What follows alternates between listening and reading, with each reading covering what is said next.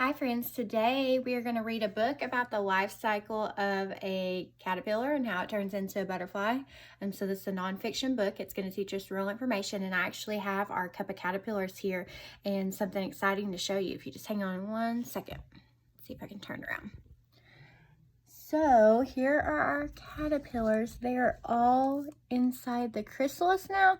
Actually, only one went to the top this time. The others decided to make their chrysalis in the very bottom. So they're down at the bottom.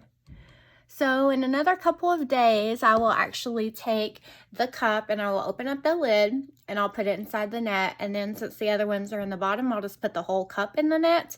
And then as they start to hatch out into butterflies, we can, they'll have the net to fly around it. And you want to make sure that you take the lid off the cup because you don't want your butterflies to actually hatch into the cup, because that could cause them to not have room to fly. So we're going to get started with our book. This is a Time for Kids book, Butterflies. It says butterflies with an exclamation point, so I got to read it excited. Butterflies! Discover the ever-changing world of these colorful insects. So it was by the editors of Time for Kids, with David Bergercoli is the photographer. So there's actually not an illustrator with this book. There is an author, Time for Kids, but the illustrator is actually, there are no pictures that were drawn, so it's not an illustrator. There's a photographer, David Bergercoli. Here's our cover page with a really pretty butterfly.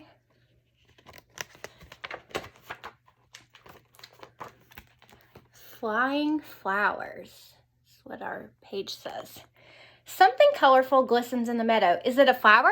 No, it's a butterfly. Its beautiful wings flutter in the air. This creature is one of the insect world's biggest show-offs.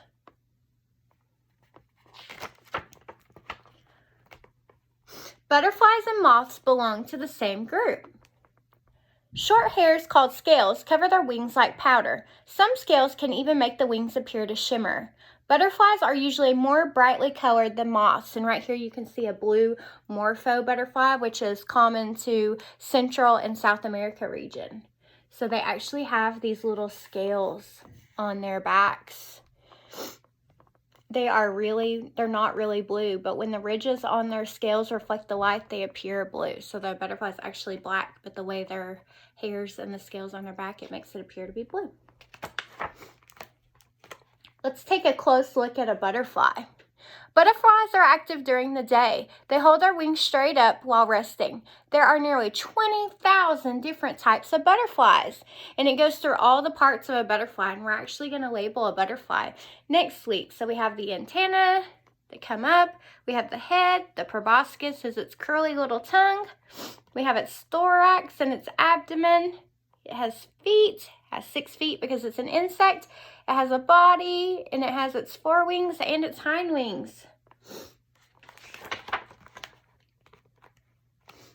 The life of a butterfly begins in an egg. So if you look really closely right there, you can see a leaf, and you see a butterfly, and that butterfly laid the eggs on a leaf.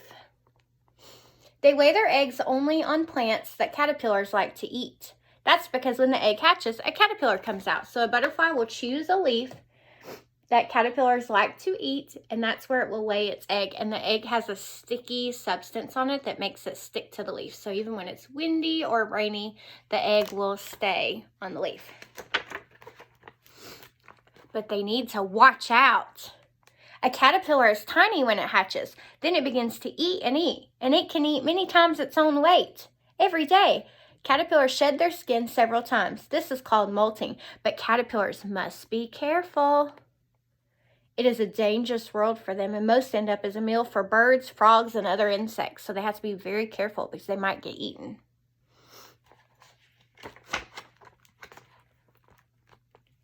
One day, the caterpillar looks for a safe spot to make a home. So this is the stage that our caterpillars are in right now. They are making their safe home. The safe home is called a chrysalis. It sheds its skin one last time. With the help of a special mouth parts called spinnerets, it attaches itself to a plant, leaf, or twig. The caterpillar makes a case called a chrysalis. The chrysalis may hang on a twig for weeks or even months. So you see it's caterpillar. When the caterpillar goes on a leaf and it starts to make its J, See how it's making a J? That's usually when it will start to make its chrysalis. We only had one that went to the top this time, but the other ones still made their chrysalis at the bottom. So they don't always have to be hanging on something. Their spinnerets will still work to make their chrysalis. Inside the chrysalis, an amazing change takes place. And it's a really long word called metamorphosis. First, the chrysalis turns almost clear. Then it splits open and the butterfly struggles to get out, but soon it will fly. So it goes from this green color for the monarch, it'll turn almost clear where you can see the butterfly through it, and then it comes out. At last, the butterfly comes out. Every year, as many as 500 million monarchs make a long, dangerous journey south. Their migration begins at the end of summer. They need to find a new home for winter. So butterflies do not like to live in the cold. So they go on a migration, which is kind of like a vacation. They fly south to somewhere warm, and then they come back in the spring. Many monarchs head to the mountain hideaway in Mexico.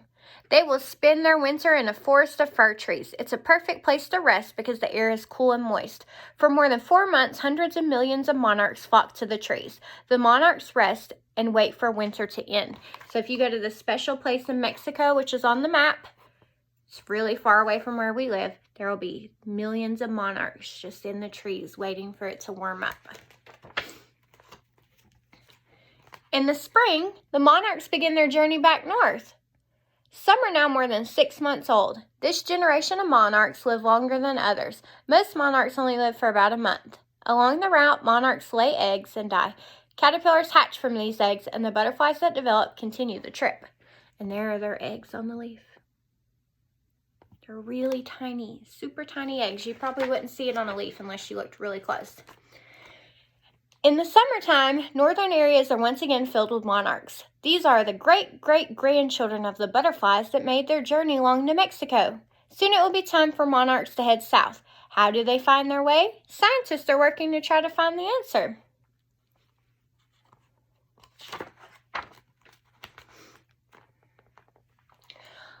Butterflies have lived for a very long time. A butterfly may look delicate, but it is one of the sturdiest insects. Butterflies and moths fluttered in the sky when dinosaurs roamed the earth. These gentle bugs have graced our planet for more than 150 million years. And if you look, this is an ancient butterfly that is preserved in a fossil.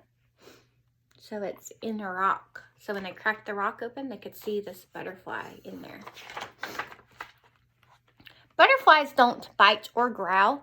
So how do they keep themselves safe? Some butterflies are poisonous. Others use camouflage to blend into their background. Butterflies with big eye spots on their wings scare their enemies away.